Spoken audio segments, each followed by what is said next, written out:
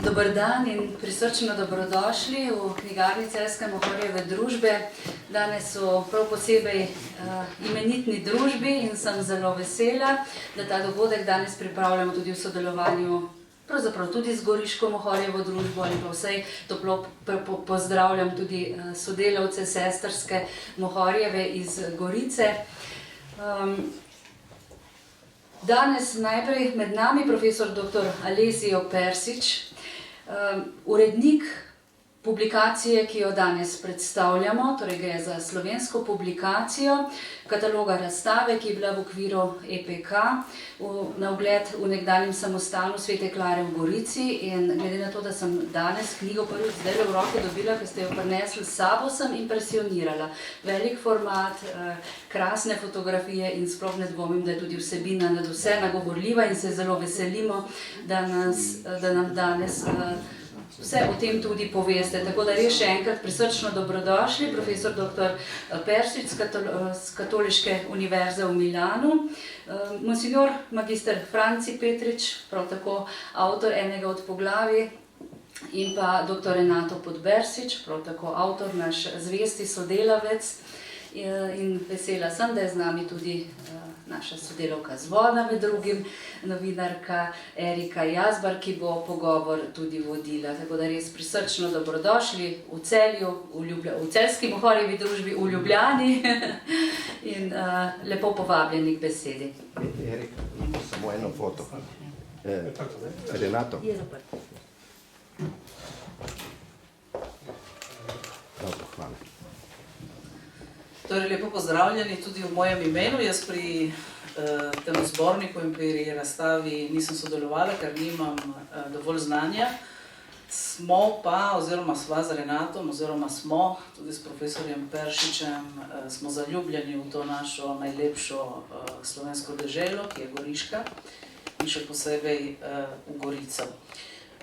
Kot je bilo že povedano, to je zbornik, ki je nastal ob razstavi Nadškofijski zaklad od Ogleja do Gorice, ki je v lanskem letu, ko smo imeli Evropsko prestolnico kulture, obogatila nekdanji samostan Claris v Gorici, ki je danes razstavna površina, ni še muzej.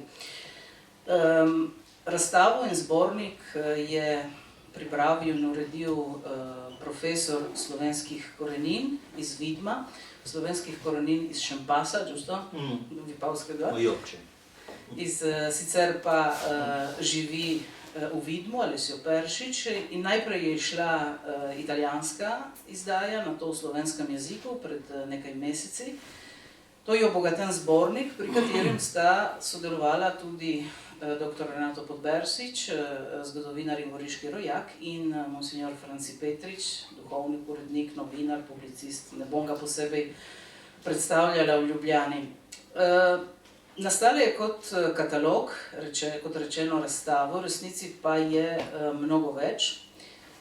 To je knjiga, ki spregovori o Gorici in Goriški z vidika, ki ga Evropska prestolnica kulture ni hotela izpostaviti, predstaviti, legitimirati, kot hočemo to povedati, in je vezan na cerkev, na nadškofijo, na Oglej, na krščanstvo. Zdaj, če boste poiskali, ne vem, če se še dobi ta bitbook, s katerim se je Nova Gorica ponudila komisiji, da bi postala Evropska prestolnica kulture z Gorico, in boste vtipkali besede cerkev, vera, krščanstvo, ali kaj religije, ali kaj podobnega, ali kakšen podoben pojem, vam iskanje ne bo prineslo nobenega rezultata, ker te dimenzije ni bilo in ni hotelo biti. In zato, kaj se je zgodilo? Goriška cerkev odvedno in še posebej v današnjem času pomeni goriška nadškofija in goriški del koprske škofije, sta se zato angažirala po svoje. Delovali so nekateri odbori in delovne skupine, ki so v tem letu pripravili marsikaj mimo uradnega programa EPK-ja. In med pomembnimi dogodki na razstavnem področju, gotovo je bil to najpomembnejši, je bila tudi ta razstava, ki je premogla več kot 200 različnih eksponatov, in ta zaklad je to, kar je od Oglejskega patriarhata ostalo v goriški nadškofiji. Mi smo nadškofija, ker smo nasledniki Oglejskega patriarhata, ker vedno pominjam Državčane, oni imajo samo škofijo, medtem ko mi vidim, smo nadškofiji. Dobro, kakorkoli. Na tej krasni razstavi je bilo več kot 200 eksponatov, od knjig do mašnih plaščev, kelihov, križev, relikvijarjev, kadilnic in tako dalje in tako dalje. V tem zborniku je tudi fotomonografija o tej razstavi, torej si jo lahko ogledate tudi v tej knjigi. Ampak, da ne bom predolga, jaz bi začela ravno s profesorjem Peršičem, ki je pač pripravil, uredil in marsikaj naredil, in sicer bi ga vprašala, kaj je ta zaklad Oglejskega patriarhata, ne toliko materialen, duhoven, kulturen. Oglejska cerkev je mati vseh naših cerkva in dobršen del je odigrala pomembno vlogo tudi za dobršen del Slovenije. Torej, povejte nam, kaj je bila ta Oglejska cerkev in zakaj je bila tako bogata. Durante le celebrazioni di Gorizia, Nova Gorizia, capitale della cultura, non ci sono stati altri eventi se non questa mostra a sottolineare le ragioni cristiane, i fondamenti cristiani di una realizzata convivenza fra diversi popoli. Torej, med pač dogajanjem okoli Evropske prestolnice kulture je bil ta edini dogodek, ki je predstavil in povedal, katere so tiste korenine, krščanske korenine, ki so pripeljale do tega sobivanja, ki ga imamo danes na Goriškem. Čirka. Sì. I goriziani sì. I goriziani sloveni come friulani sanno che il confine degli stati sloveno e italiano attuali è un confine che non è mai esistito. Il territorio friulano, sloveno dell'ambito goriziano era un territorio condiviso. Torej, avtohtoni Goričani, Goricijani avtohtoni, no, Slovenci in pa Furlani odvedno vedo, da meja, ki danes nas deli, ni nikoli obstajala, kajti naravne meje, recimo slovenske in furlanske meje, so drugačne, ker ta prostor je bil vedno enovit in skupen prostor. Non so se oggi qui in Slovenia, soprattutto a Lubiana, ci si ricorda che Lubiana è la prima diocesi staccatasi dal patriarcato di Aquileia.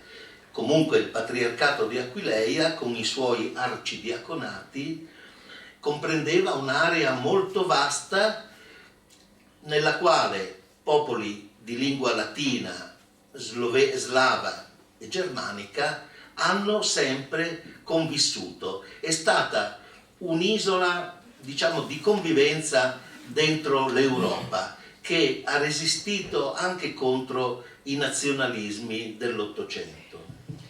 Torej, ne vem, če se v Ljubljani še kdo spominja, da Ljubljanska škofija je bila prva, ki se je odcepila od Oglejskega patriarhata. Oglejski patriarhat je bilo zelo obsežno območje, v katerem so živele različne narodnosti, latinske, slovanske in pa germanske, in je bil kot en otok v tej naši celini na Evropi, kjer so vse te različne narodnosti znali sobivati.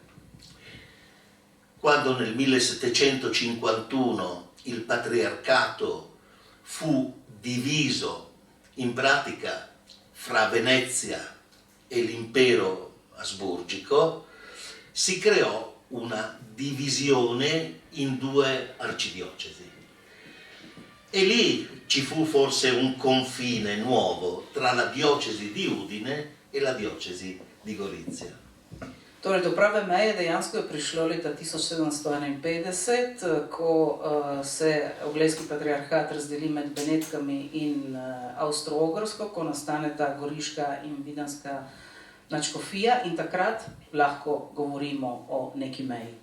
In ogni caso Aquileia restò sotto l'arcidiocesi di Gorizia e il tesoro Zaklat, il tesoro di oggetti di culto che si trovava nella basilica di Aquileia fu diviso, non senza contestazioni, fra le due arcidiocesi, come si fa in una eredità alla morte di un genitore.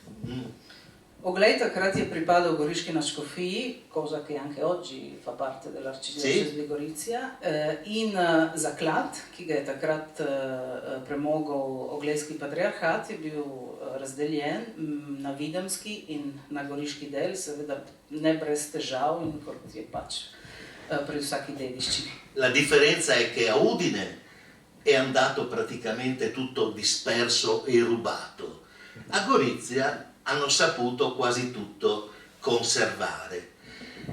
Ma questo tesoro conservato a Gorizia è naturalmente, bisogna ricordarselo, un patrimonio comune dell'antica diocesi di Gorizia che aveva un'ampia estensione fino al 1947. È un tesoro sia degli sloveni della Valle del Vipacco e di Lisonzo, sia dei friulani della parte orientale del Friuli. Torej, ta zaklad na videmskem delu se je izgubil, torej je bil pokraden ali pa pač kakorkoli pač ga ni več. Kar se tiče pa goriške nadškofije, pa je ostal. In to, kar profesor poudarja, je, da je to zaklad, ki je bil zaklad takratne goriške nadškofije. Goriška nadškofija do leta 1947 je obsegala bistveno večje območje, kot ga obsega danes, zato je to zaklad, ki ni samo današnje goriške nadškofije, ampak tudi vsega tega slovenskega in furlanskega teritorija, ki pač je bil del škofije, torej tudi v Sloveniji. Esporre questo tesoro voleva dire mettere a disposizione lo spettacolo di oggetti che fanno parte del patrimonio comune fra i territori che Gorizia e Nova Gorica rappresentano. E il cuore di questo tesoro sono ad esempio i reliquiari di alcuni santi che hanno unificato la spiritualità cristiana in qualche modo fra tutti i popoli appartenenti al patriarcato. Torej, razstavljati, pokazati na razstavi ta zaklad je pomenilo tudi pokazati vsemu temu prebivalstvu, ki spada v zgodovinsko goriško nadškofijo, če se lahko tako izrazim, zaklad, ki ga je premogla ta goriška cerkev. Med raznimi eksponati so še posebej dragoceni relikviarji nekaterih svetnikov, ki so skupni celotnemu temu zgodovinskemu goriškemu območju, torej tudi v slovenskem delu, ki je danes v Sloveniji. Ambrogio di Milano diceva che Milano era sterile, priva di santi martiri. Invece Aquileia aveva molti martiri. E questi martiri sono forse venerati più, direi, dagli sloveni che nella parte latina, santi canziani, i San Ermacora e Fortunato, di cui la società porta il nome. E questi santi sono più venerati forse nella parte slovena e naturalmente intendo anche non solo le chiese, ma i toponimi, i luoghi, eccetera, attestano fino a Novo Mesto, ad esempio, la presenza di un culto di santi comune che però restituisce una spiritualità comune transnazionale. Torej, Sveti Ambrož je pravil, da Milan nima svojih mučencev, nima svetnikov, z razliko od Oglejske cerkve. Oglejska cerkev ima veliko svetnikov in mučencev, ki pa so bolj češčeni v slovenskem delu, kot pa v latinskem oziroma v italijanskem. In to se pozna ne samo v češčenju, ampak v toponimih, ampak tudi v posvetitvi cerkva tja do Novega mesta.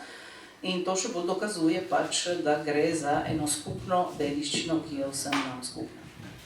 Per questo nel catalogo, questo catalogo è nato, soprattutto questo sloveno, con l'intenzione di restare un libro che dura nel tempo, non che si esaurisce nella sua utilità con la mostra. Ja, najprej glede svetnikov dimenticato i santi nostri, Aquilei. Sì. Sem pozabila na svetnike, to so sveti Cancian, Mohor in Fortunat, seveda posso mettere anche Ilario e Taziano, che sono i miei goriziani, che nessuno li conosce, cioè sveti Hilario in Tazian, ki sta zavetnika Gorice in nihče za nje ne ve. Ta knjiga je nastala sicer kot katalog, ampak želi biti predvsem knjiga, ki govori o vsem tem, kar smo sedaj povedali.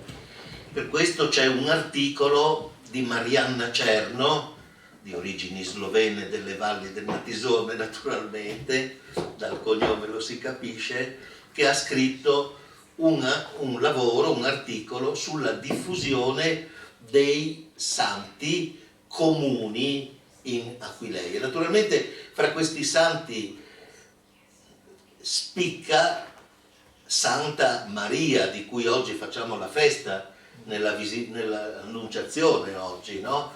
E molte chiese aquileiesi, la Basilica di Aquileia è per l'Assunta, il Duomo di Udine è per la Annunciata, anche il Duomo di Cividale del Friuli è per l'Assunta. I santuari che denotano una devozione mariana comune, soprattutto dopo il 400-500, sono tutti posti a partire da Visciarie fino a Barbana sul crinale della spartiacque, diciamo, fra le lingue slovena e latina. Torej, v tem zborniku je tudi esej, saggio più che articolo. Esej Marianne Cerno, ki je očitno iz njenega priimka, da prihaja iz videmskega dela naše pokrajine, iz Terske doline, torej slovenske Benečije, ki je napisala esej o češčenju svetnikov v Oglejskem patriarhatu in posebno središčno vlogo seveda ima Mati Božja Marija, ki v različnih njej so posvečene od Oglejske cerkve do Videmske do Čedajske, in če pogledamo vsa ta svetišča, ki so na recimo etnični meji od svetih Višarij do Barbane, so tudi posvečena Mariji.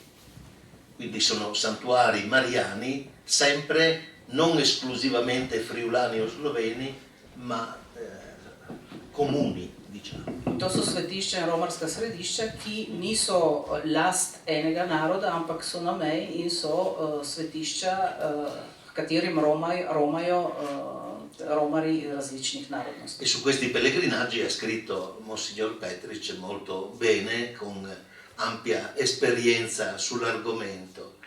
E io ho preferito limitarmi a un saggio introduttivo che desse la chiave ermeneutica interpretativa dell'intera mostra, ma anche del libro stesso, del percorso del libro, cioè scoprire nei documenti di Aquileia cristiana antica i segni di questa dimensione dell'accoglienza che si verifica verso gli stranieri.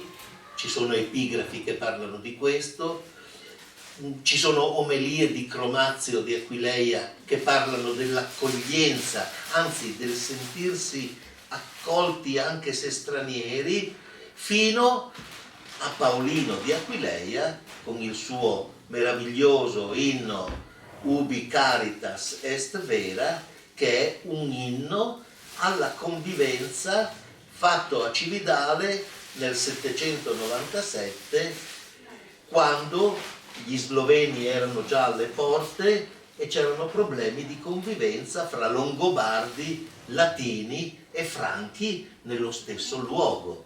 Dice: dobbiamo vivere concordi, e questa concordia è un programma religioso e politico insieme perseguito dal Patriarcato di Aquileia.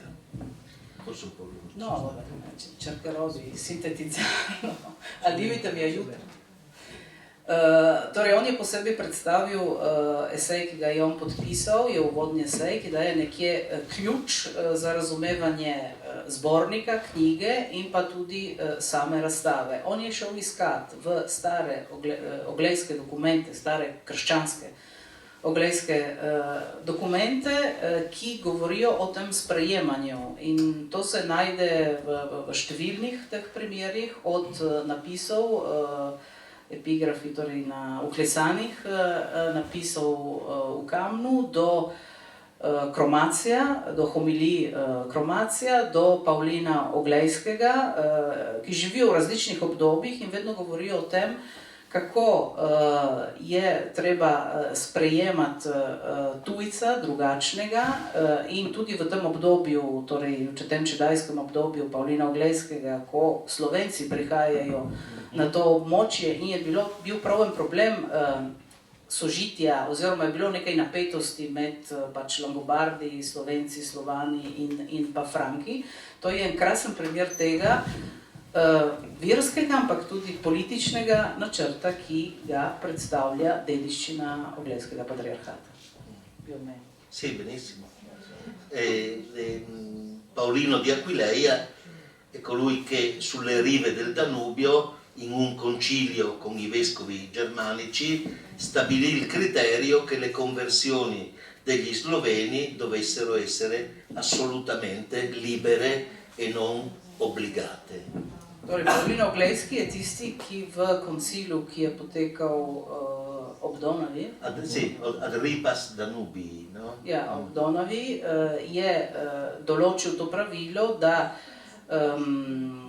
torej konversione, ja, spreobrnenje Slovencev v kristjane naj bo svobodno, torej ne bo vsiljeno. Ecco, l'articolo, il saggio fondamentale certamente che aggrega al volume è quello di Davide Pillitu, che abbiamo qui un momento, che riguarda l'analisi fatta in maniera sintetica ma approfondita degli oggetti che costituiscono il tesoro. Torej, bistven članek oziroma esej v tem zborniku ga je podpisal Davide Pillitu, ki je danes tu prisoten z nami in ki prav predstavlja eksponate oziroma v eni sintetični predstavitvi ponuja vpogled v te eksponate, ki so bili razstavljeni na razstavi. E penso che questa sia la prima descrizione, che viene anche tradotta in sloveno, fatta in sloveno, di questi oggetti, il cui valore naturalmente è soprattutto spirituale, in quanto o reliquiari o segno comunque di una devozione comune ai cristiani dell'arcidiocesi di Gorizia come porzione del patriarcato di Aquileia.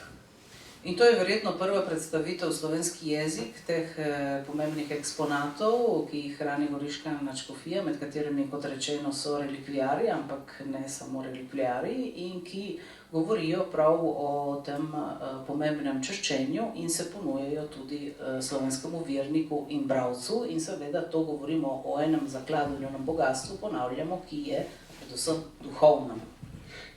Lo invito un momento a dire solo due parole sulla difficoltà che hai trovato nell'affrontare questo argomento.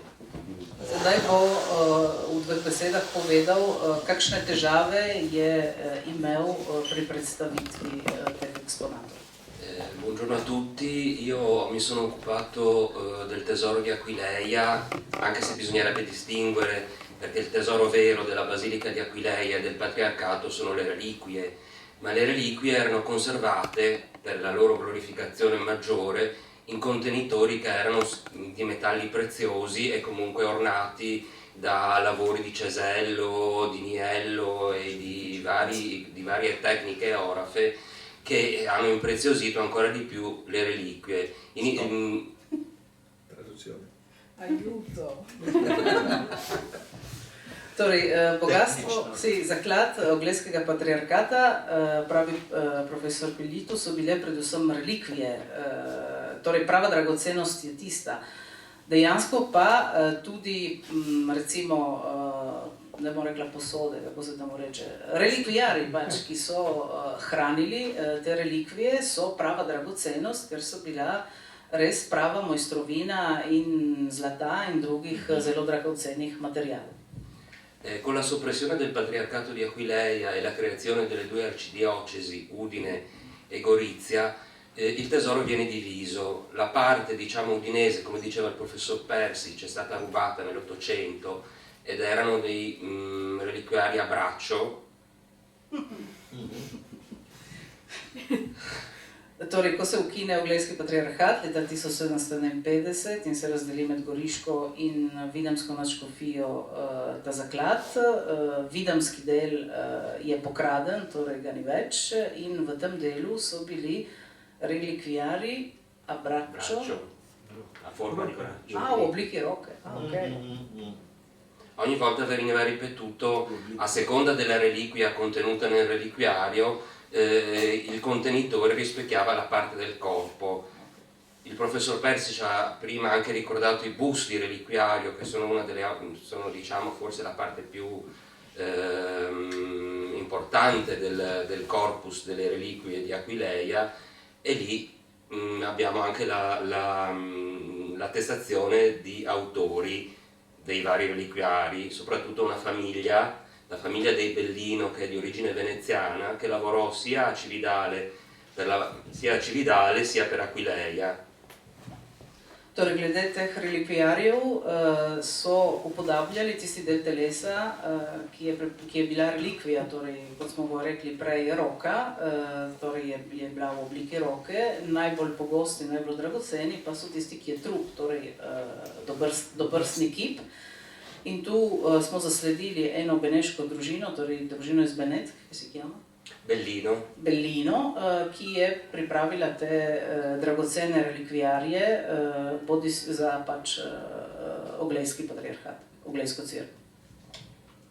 Questo anche per, diciamo, suggerire l'ampiezza del patriarcato e anche i collegamenti che aveva sia naturalmente con Venezia sia con la parte appunto slovena, della Slovenia. Quindi questi Bellino che arrivavano, il cui capostipite Domenico arrivava da Venezia e lavorò per il monastero di Santa Maria in Valle a Cividale, la sua attività venne poi continuata dal figlio Marcantonio, che per la Basilica di Aquileia realizza il busto di San Sigismondo, re di Borgogna, che adesso è a Gorizia, parte del patrimonio dell'arcidiocesi.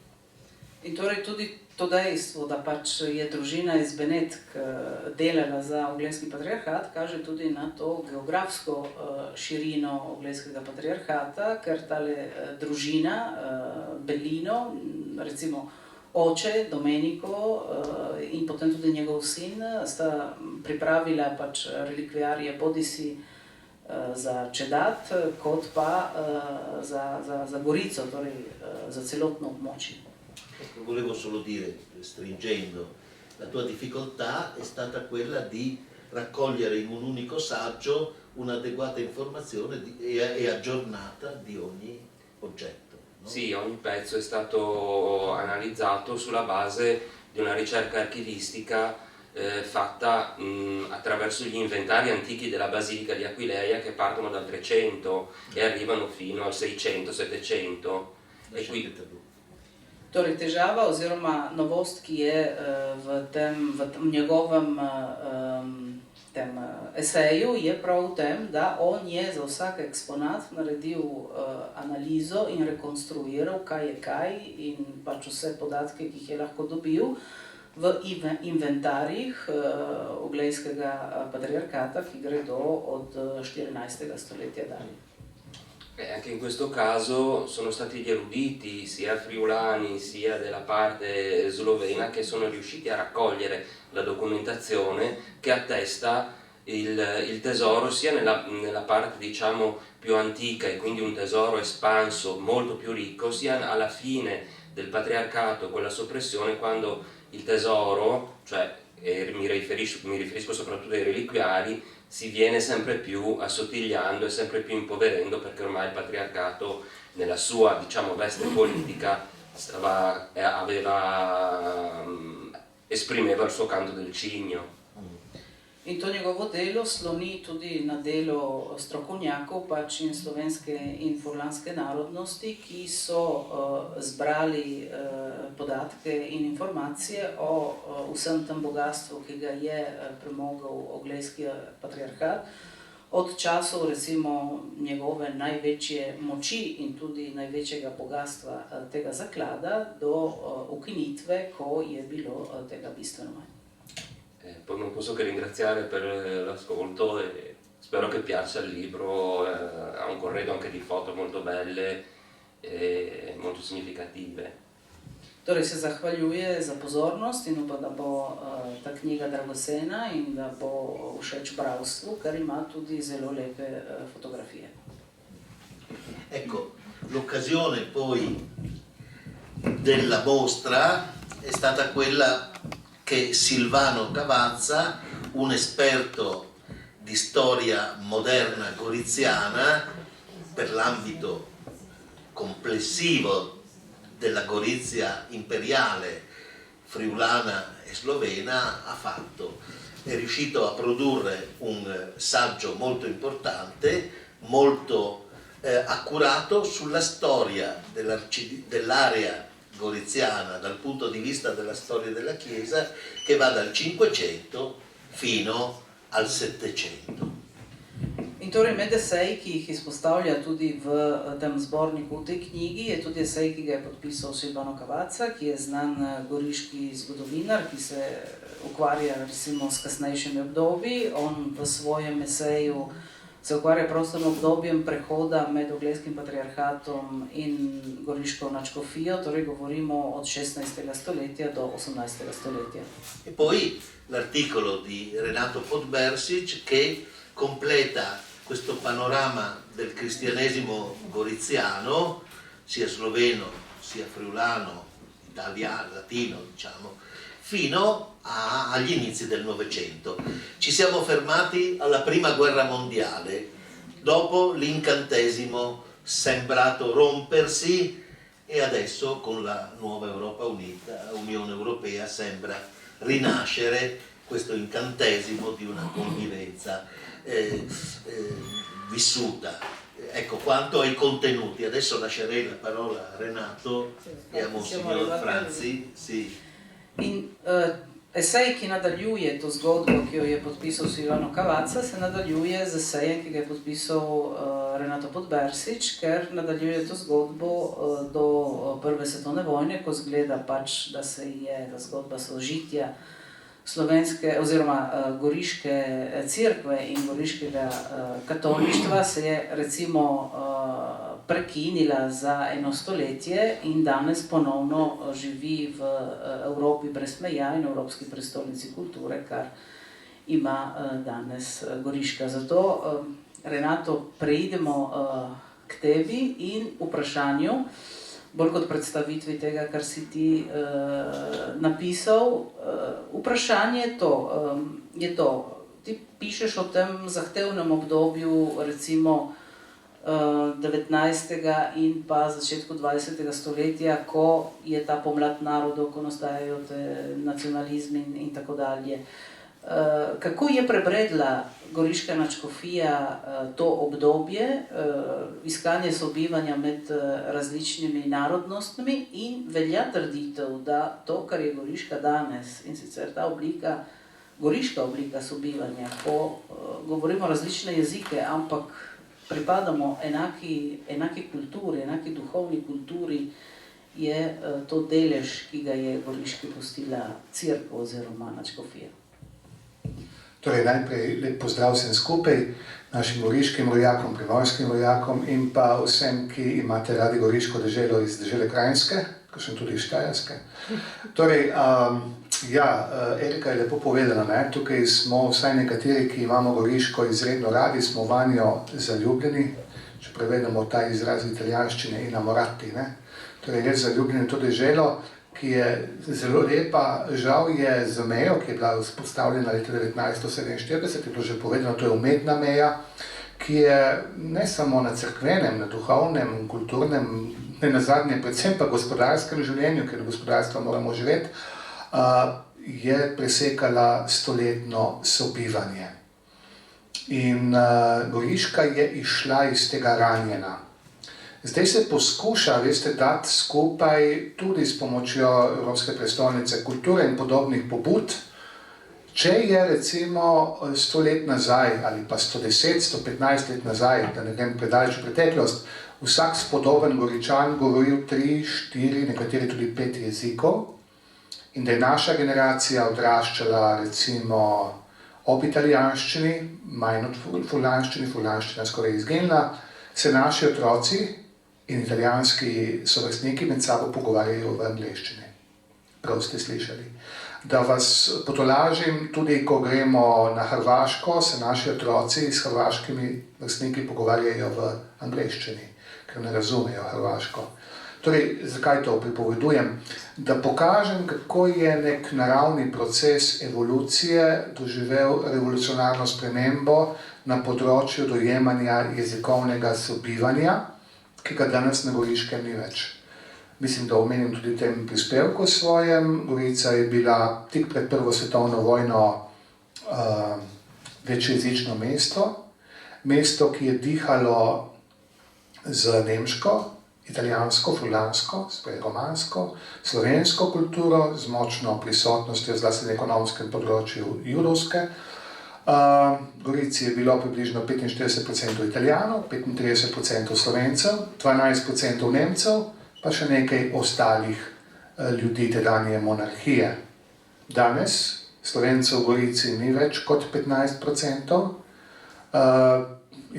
Furlanov je tudi manj, furlanščina zginja počasi z goriških ulic, uveljavlja se je beneško narečje, torej italijanščina, in pa jeziki seveda priseljencev, ki jih je vedno več kot v številnih naših in tudi bližnjih evropskih mestih, ampak to je današnja realnost. Nemška kultura je po prvi vojni izginila, imeli smo pesnike, pisatelje, ki so v vrhunski nemščini pisali pred Prvo svetovno vojno. Danes je nemščina relikt plemiških rodbin, ki še obstajajo. To so predvsem grofice, Athens, Lantieri in pa Koronini, ki še vedno med sabo govorijo v svojem grcrdeutsch narečju, se pravi v goriški nemščini. In gospe imajo tam okoli 90 let, z njihovo smrtjo, biološka ura tiktaka kot vsem, bo goriška nemščina izginila. Torej, goriška dežela, veste, v tistem času je bila, kot smo rekli, večnarodna, ampak zelo vpeta na eni strani v italijanski prostor, na drugi strani v slovenski prostor. Nenazadnje je v Gorici nastala prva slovenska gimnazija. Zdaj se boste čudili, boste rekli, zakaj pa ne v Celju ali pa v Mariboru, v Novem mestu, predvsem pa v Ljubljani, v Kranju, kjerkoli že. Ta ljubljanski škofovski zavodi, ki so nastali 1907, so bili privatna gimnazija. Prva državna gimnazija v Habsburški monarhiji je nastala v Gorici 1913. Državna, torej Staatsgymnasium. To pove, kakšna je bila forma mentis tega kraja, gospodarski vplivi. Gorica je bila izredno propulzivno mesto, tudi za Slovence. Seveda je treba upoštevati, da več kot pol časopisov slovenskih tistega časa je izhajalo v Gorici. Ne v Ljubljani. Ja, Ljubljani ste bili bogati, ste imeli močno, zelo prisotno slovensko kulturno življenje, ampak tisti, ki je dajal pečat z številnimi konzervativnimi, če hočete katoliškimi, takrat so zmerjali s klerikalnimi, če hočete liberalnimi časopisi, filozofskimi, kot je recimo Veda, ali pa teološkimi, Rimski katolik. To je bila Gorica konca 19. stoletja do Prve svetovne vojne, ko je bil ta evolutivni razvoj slovenstva v mestu in tukaj se je hotel limitiran samo na slovensko prisotnost, čeprav Gorica nikoli ni bila slovensko mesto. Večinsko bila je pa neke vrste romanski otok sredi slovenskega morja. In to kulturni otok, veste. In ta naravni proces, in zgodovinarji nimamo tega, kaj bi bilo, če bi bilo, ampak dovolite mi to špekulacijo, če bi Prve svetovne vojne ne bilo, in ta vojna je zaustavila ta naravni proces, ga je spremenila, po tej vojni nič več ni bilo tako, kot je bilo, je dejansko Gorica bi bila po naslednjem popisu, ki je bil predviden 1920, že večinsko slovenska. Namreč Gorica se je napajala in to je njena rak rana, ki zeva do dan današnjih dni iz okolice. Zaužje Goriške, Krasa, Vipavske doline, Tolminske, Brd. To je hodilo v Gorico, če ta proces tam dokaj do 80-ih let, in tukaj odgovarjam na vprašanje, ki ga Erika postavljala, pomenil prihod v mesto tudi asimilacijo, podobno kot imamo v štajerskih mestih, Ptuj, Celje in Maribor, ko se ljudje dejansko s prihodom v mesto in dvigom na socialni lestvici tudi po Nemčijo, pri nas se po italijančijo. Ta proces se z narodnim sponom preneha in Gorica je vedno bolj imela slovensko lice in, kot sem že nakazal pred par sekundami, če ne bi bilo Prve svetovne vojne, ki je res korenito spremenila življenje ne samo cerkve, ampak vsakdanjega življenja, slovenskih in ne samo slovenskih ljudi na tem področju, bi Gorica postala slovensko mesto v bližnji prihodnosti, torej že s popisom 1920. Veste, to je bilo mesto, ki danes smo mu dali pečat na delu zaklada, ki je lepo predstavljen tudi z imenitnimi fotografijami v tej knjigi in dejansko kaže na to cerkveno vpetost, cerkveno pomembnost, ki je izžarevala tudi na kulturnem, sploh na družbenem področju. Ampak imeli smo cel kup institucij, tukaj bi izpostavil Goriško centralno semenišče, ki je nastal leta 1818, centralni seminar znameniti, Goriciensis, ki je dejansko izobraževal duhovniški naraščaj v celotnem tedanjem ilirskem kraljestvu, torej celotnem tedanji ilirski metropoliji, ki je segala od Ljubljane preko Trsta, Gorice, Poreča, Pulja, otoka Krka, celo del otoka Raba in glejte, samo Ljubljana je imela organiziran svoj teološki študij. Vse druge škofije so pošiljale svoje semeniščnike oziroma bogoslovce v Gorico in tukaj so se mešali italijanščina, slovenščina, furlanščina, največ bilo slovenščine, hrvaščina, nekaj nemščine, nekaj češčine, ker je veliko čeških, kar nekaj čeških bogoslovcev prihajalo predvsem iz Moravske in so zelo zaznamovali zahodni rob slovenskega narodnega ozemlja, ne samo na Goriškem, tudi v Istri in Tržaškem, zlasti do Prve svetovne vojne. In to smo imeli v Gorici. Gorica poleg tega je imela svojega nadškofa, kot dedič oglejskega patriarha in ni naključje, da je v tem duhovnem svetu konca 19. stoletja v Gorico prišel res samo za 4 leta Jakob Misija, štajerski rojak, predtem ljubljanski škof 14 let, in glej ga zlomka, v Gorici je postal prvi slovenski kardinal. Torej prvi in pravzaprav edini slovenski kardinal na slovenskem ozemlju, ker Gorica je še danes slovensko mesto, Amerika, če kdo dvomi, ga bomo poslali domov, ne? Torej, tudi slovensko mesto, seveda tudi, ja, seveda. Če ne drugo, toponim je slovenski. Tako, ja, toponim ne more biti drugo kot slovenski. Skratka, Jakob Misija postane 1899 prvi slovenski kardinal v slovenskih deželah, torej v Gorici in zanimivo, ne, Gorica po njem ni nikoli več imela kardinala, res da je Jakob Misija umrl 1902, torej bil samo 3 leta kardinal, ampak še danes velja za prvega in edinega goriškega in prvega slovenskega kardinala. In če se zaključimo to misel, dejansko ta propulzivnost Goriške, ki se kaže in tudi rezultira v naglem vzponu, tako gospodarskem, tudi seveda čisto število prebivalstva. Gorica postaja zavedanje vredno mesto, imenujejo ga lanica Avstrijaka, avstrijska lanica zaradi imenitne sončne lege na jugu imperija z imenitnim sadnim drevjem pa zelenjavo, ki jo izvažajo po celi monarhiji, se dejansko potem znajde v italijanski državi, ki je pa že zaključek našega kataloga. Torej o tem se v katalogu za stran potmi 20. stoletja in predvsem narodnostnimi težnjami najprej v času fašizma in potem v času revolucije tega ne ukvarjamo, ker bi dejansko obrnilo ta tok samega kataloga in raziskave v drugo smer. Mi dovoliš še nekaj? Še eno stvar bi omenil in je prav, da ga posebej izpostavimo. Da je katalog izšel v slovenskem jeziku, je zelo zaslužen pokojni duhovnik, novogoriški vikar. To je bilo moje podoprašanje. Oprosti. Ne, saj. Torej, knjiga je bila v začetku pisana za italijansko publiko in tudi vsi so išli v italijanščini, vsi teksti. Pokojni prijatelj Bogdan Vidmar, lani septembra nas je zapustil po težki bolezni, si je zelo želel, da bi knjiga išla tudi v slovenščini.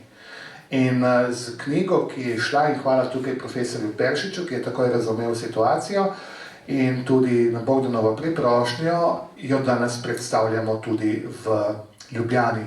Mislim, da bi bil prijatelj Bogdan zelo vesel, oziroma je zelo vesel, ko nas z vrha dol gleda, ker si nismo mislili, knjigo smo predstavili tudi v Gorici že, in potem se nas zdelo nekako naravno in bi se zahvalil prijateljem iz Celjske Mohorjeve družbe, zlasti direktorici, ravnateljici Tanji, da nas je prijazno sprejela in da se ta duhovna vez, ki nas veže, ki nas ne razdvaja, nas veže, sliši tudi v Ljubljani. Konec koncev je lepo slišati italijanščino, če ni preveč, tudi v Ljubljani. Torej, tako, hvala Bogdanu in tudi na koncu je majhen prispevek o njem. To je bil spiritus agens tega goriškega duhovnega prostora, človek mnogih talentov, žal nerazumljen dostikrat za časa življenja. Spomnim se enega jesenskega dne 2024, ko smo se dobili gospod profesor Peršič in pa Marino de Grassi, ki je pojem goriškega muzealskega življenja na italijanski strani, pa midva z Bogdanom in smo delali načrte za razstavo in tudi za katalog. In bi se tukaj zahvalil profesorju Peršiču, ker nas je Slovence, bi rekel, enako vredno vključil zraven, kar ni pravilo v italijanskem prostoru. Dostikrat nas Italijani, bom rekel, so gledali po strani, oziroma je bilo veliko nezaupanje med obema narodoma, tudi zaradi stranpoti 20. stoletja. Ta katalog vrača normalnost v goriško življenje in krepi dejansko tisto medsebojno duhovno bogatstvo, ki ga delimo, ki ga imamo skupnega v Glejski cerkvi in zaupanje med Slovenci, Italijani in Furlani. Devo solo dire una cosa, purtroppo Don Bogdan è mancato agli inizi della mostra e abbiamo visto forse troppo pochi gruppi sloveni di parrocchie come speravamo con l'aiuto di Don Bogdan che venissero per riappropriarsi di questo tesoro che è anche loro, come era di mia nonna, di mio nonno, che erano di Šempas e così via. Torej, gospod Bogdan Vidmar je premenil na začetku, ko je bila ta razstava, so jo odprli. Tako da žal ni bilo toliko tega slovenskega obiska, ki če bi on bil pri moči, bi ga lahko spodbudil, torej tega prav goriškega, avtohtonega, torej slovenskih župnij, slovenskih vernikov, da bi lahko prišli na to razstavo, si ogledali vse te eksponate, ves ta zaklad in bi ga podoživeli kot svoje bogatstvo, torej bogatstvo te zgodovinske goriške pokrajine ali goriškega dela Blejskega patriarhata, ki pripada tudi njim, ne samo babici gospoda Peršiča, ki je bila Šempasa in tako dalje. comunque sono venuti anche sloveni, è Seveda, chiaro, slovenski ma obisk. non queste comunità parrocchiali come... Slovenski obisk seveda je bil, ampak ni bil tisti prav goriški, ki mu pripada. Sì, tudi ha una ta dimensione, vogliamo, pastorale anche il libro, se si vuole. Ja, ma ker če forse želimo, ima devo tudi dire- pastoralno dimenzijo ta knjiga. Sedaj, monsignor Franci Petrič, vendarle ste prišli na vrsto. Dulcis. Torej, mogočeno povezavo, govor je bil o kardinalu Misi. Kardinal Misi je pokopan na Sveti Gori, Sveta Gora je naše glavno svetišče, je pomembno romarsko središče tudi za italijanski oziroma furlanski del, ker avtohtoni Goričani, italijanske narod so furlani, niso italijani, italijani so prišli po prvi vojni. Je romarsko središče tudi za ta furlanski del, kot Svete Višarje, kot tudi Barbana, kot vsa ta lepa svetišča in romarska središča, ki jih opisujete tu na tej narodnostni meji, vse do Porčinja, torej do Benečije, ki je to recimo novejše v smislu, da se v zadnjih letih slovenski romani podajajo v Benečijo. Predstavite nam vsa ta lepa središča, ki ste jih opisali. To bi vzelo kar dosti časa. Hvala lepa za besedo. Lep pozdrav tudi z moje strani. Moram reči, da se čutim zelo počaščenega, pa kar malce ne pašem v tole eminentno družbo. Tudi veliko je bilo že povedanega, pogled je bil usmerjen v preteklost. Romanja pa še živijo in še vedno so zelo pomembna in pravzaprav so nek dejavnik, ki povezujejo brez meja. Romane nikoli niso poznala meja. In to je tisto, kar je nekaj imenitnega. To se pravi, ko človek Roma, se poda na neko pot, gre na nek kraj in pride do izmenjave najprej, recimo, duhovnih dobrin. Vsak ima nek namen, da nekaj doseže, nekaj izprosi, nekaj doživi, nekaj duhovnega, se obogati. Druga stvar, če pogledamo tudi moj prispevek, ki je na koncu, pa gleda tudi v preteklost in že od začetkov vemo, da ni bilo na teh romarskih krajih, niso bili samo pobožni ljudje, ampak so bili tudi ljudje, ki so trgovali. Se pravi, je šlo tudi za izmenjavo, bom rekel, čist materialnih dobrin, pa včasih spregledamo tudi kulturnih dobrin. Profesor Pelitu je povedal, čisto slučajno je že omenil, ko sem jaz pravil recimo o tem, da sem odkril ob tem, ko sem sestavljal tale prispevek za zbornik, in prvotno je bil mišljen, da bo nek zbornik, zdaj je to vključeno ob tej razstavi. Tako sem jaz pač takrat razumel, ko me je gospod profesor tako prijazno povabil, da nisem mogel reči ne, čeprav sem zdaj nekoliko v drugih vodah, kar se mojega poklicnega dela tiče.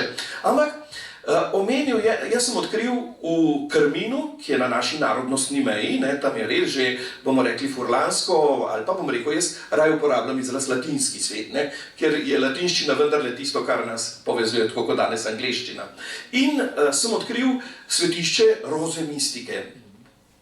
Roža skrivnostna, bi rekli po litanijah, ki jih imamo. In sem potem začel spraševati ljudi, predvsem iz Goriških Brd, če kaj poznajo to, pa če so, ker je to v njihovi bližini, če so Romani. Ja, moja babica je pa hodila tja. In potem profesor Pelitu omeni torej arhitekta, ki je tam ustvarjal. In ob tem sem se spomnil, koliko dobrin smo mi prav preko božjih poti prejeli tudi na kulturnem področju.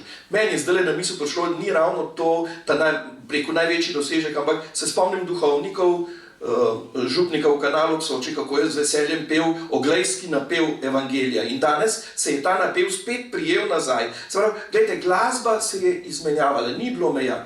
Potem grede umetnikov, ja posebej barok, recimo, ali pa bom rekel od 17. stoletja naprej, ko turških upadov ni bilo več, ja, vsa Kranjska, ki je sicer omejena z Griči, nima nobenega razgleda, je rekel, Kranjci ste omejeni, je rekel Jurij Palk, ampak vsa Kranjska je bila usmerjena tja proti Benetkam in naprej do Lago di Como, kjer smo dobili Kvalja in tako naprej. In gledajte, tudi božje poti so prispevale, da so umetniki prihajali k nam. Kar naenkrat se je italijanski barok pri nas neverjetno razvil, vsaka cerkev je imela nekaj. In potem relikvijarje so omenjali, pri nas relikvijarji niso bili tako priljubljeni, saj kar sem jaz raziskoval, res jih je nekaj, ampak v takem pomenu, kot imamo tukaj, doprsniki, peroke, tega skoraj pri nas ne srečamo. Ne vem, kaj se je zgodilo, morda je to kriv Jožef II, da so to pospravili, ampak vsekakor je pa zanimivo, da imamo srebrokovaško umetnost, ki večinoma sega v Benetke, do Trsta. In tukaj vidim, kako veliko dobrin smo si neverjetno veliko tudi vplivali na našo, bi rekel, duhovnost in na naše versko življenje. In to do današnjega dne. Jaz sem tukaj izbral na pobudo profesora Peršiča 15 božjih poti. Moral bi omeniti saj še 2 zraven, torej Štivan, kjer se pravzaprav vse začenja, ker je to zibelka, kamor so naši predniki prvi prišli in slišali za evangelij. Imamo celo čedatski evangelij, ki je povezan z Štivanom, z nastankom.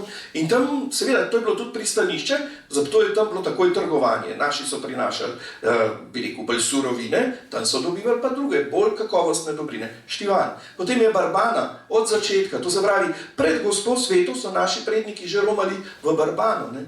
No, jaz ne morem mimo, vse zato sem tudi sprejel, da sem nekaj napisal, mimo svetih višarij, ne, ki so tudi od, bom rekel, Lamberta Ehrlicha naprej še posebej poudarjene kot, bi rekel, božja pot 3 skupin. Ne.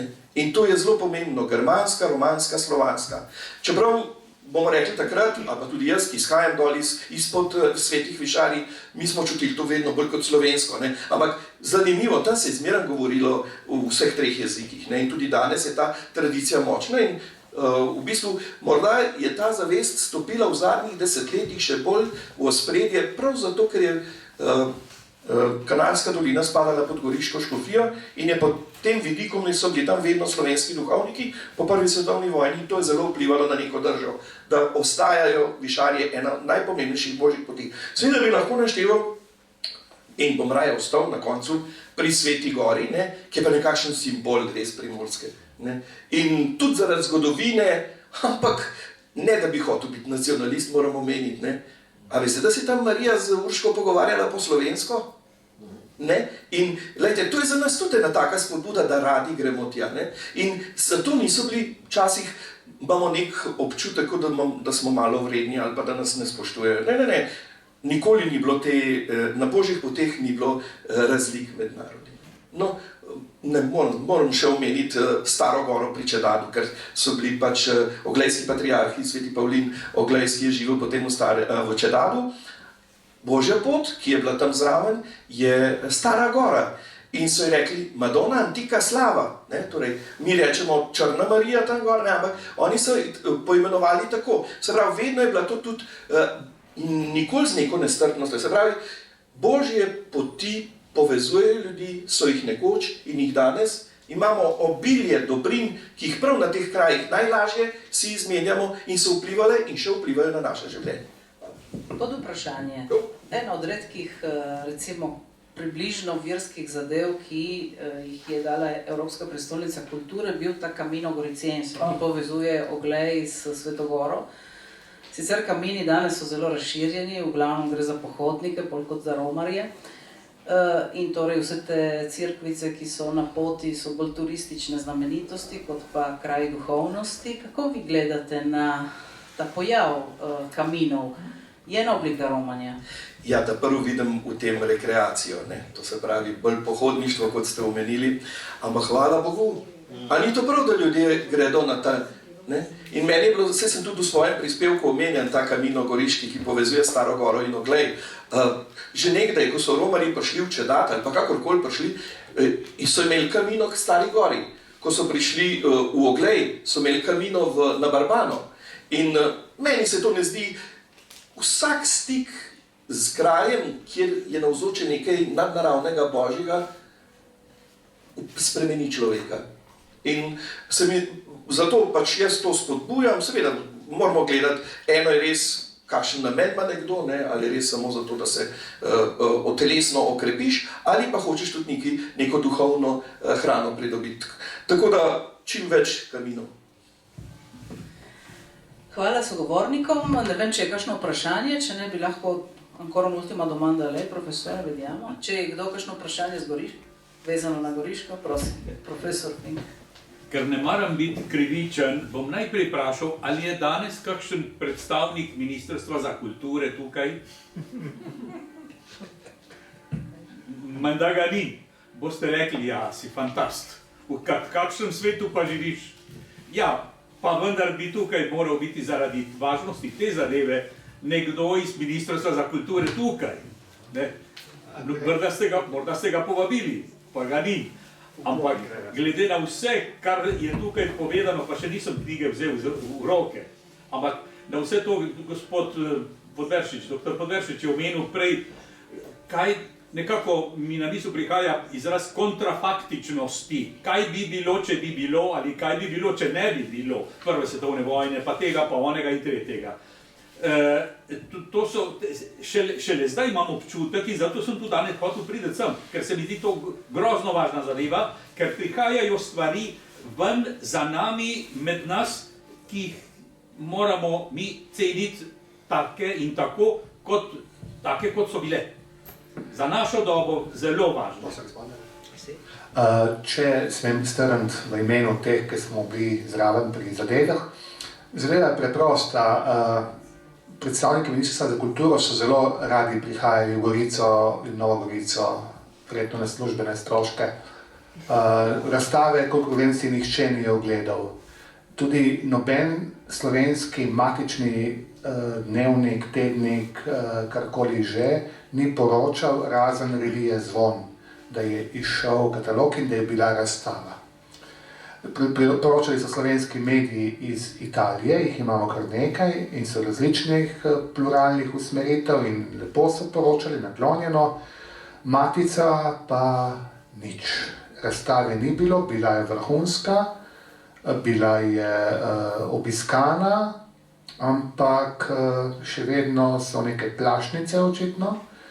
Recimo staroverci so dobili posebno, karkoli že to pomeni, mesto na razstavi, karkoli pomeni staroverstvo, nihče ga ne zna znanstveno prav deskribirati. Tudi goriški Judje so dobili, tudi prav je tako, tudi sam sem sodeloval. O krščanstvu, razen te razstave, kot je bilo uvodoma povedano, pa tega kataloga oziroma knjige, monografije, ni bilo povedano nič. Pa smo dediči Oglejske cerkve.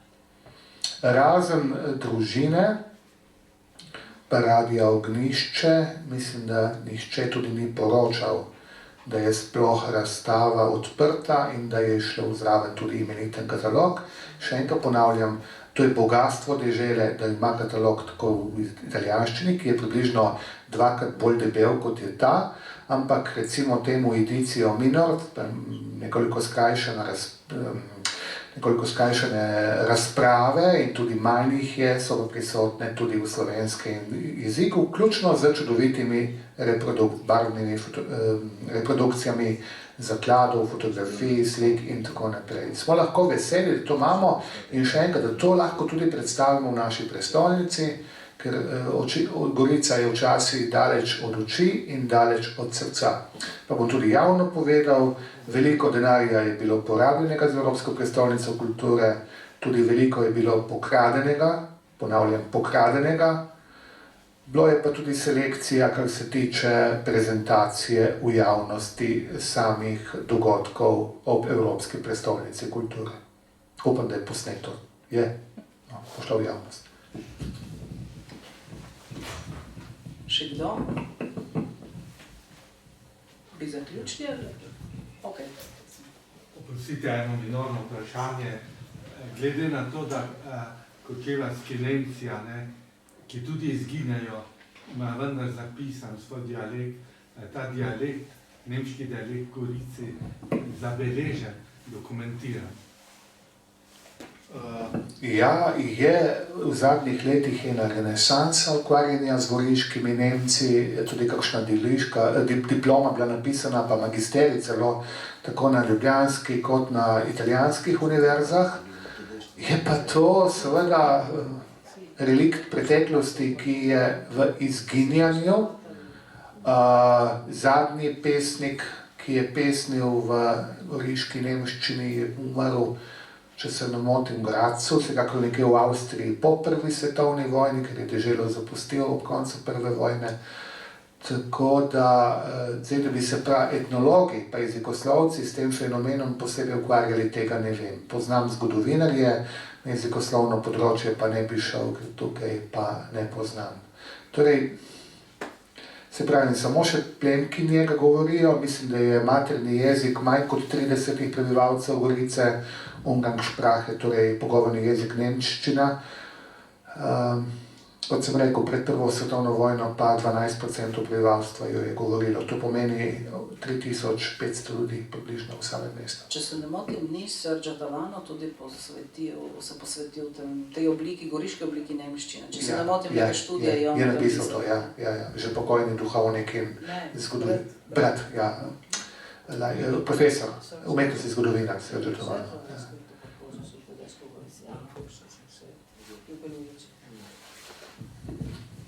Če ni drugih vprašanj, bi lahko tu zaključili in mogoče nadaljevali v sproščenem klepetu, ker je že dobra ura in mislim, da se spodobi, da po eni dobri uri tudi zaključi. Kako lahko kupimo to? Kje je lahko na voljo, kje se kupi, lahko to... Danes je tu na razpolago, bo tudi tukaj v knjigarni. Stane 15 €, danes je tu na razpolago in se lahko kupi tu, če ne na Goriškem, so na Gorici, ja? Ne Librerie Gorici, ja? Če ne na Goriškem, v goriških knjigarnah, sicer si lahko tudi sposoditi v knjižnici in tako dalje. Questo libro in sloveno io ho combattuto perché fosse uguale a quello italiano, ma mancavano i soldi per le traduzioni, che alcune sono difficili perché sono tecniche, storiche, artistiche, hanno lavorato e mancavano i soldi.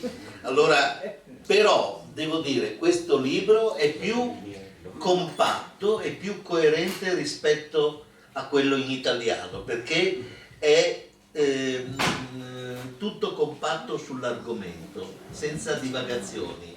E quindi poi è chiaro, vengono prodotti perché il comune di Gorizia li dia in omaggio a visitatori e così via. Una parte che mi ha dato l'editore è per o un omaggio o una vendita a un prezzo simbolico, insomma.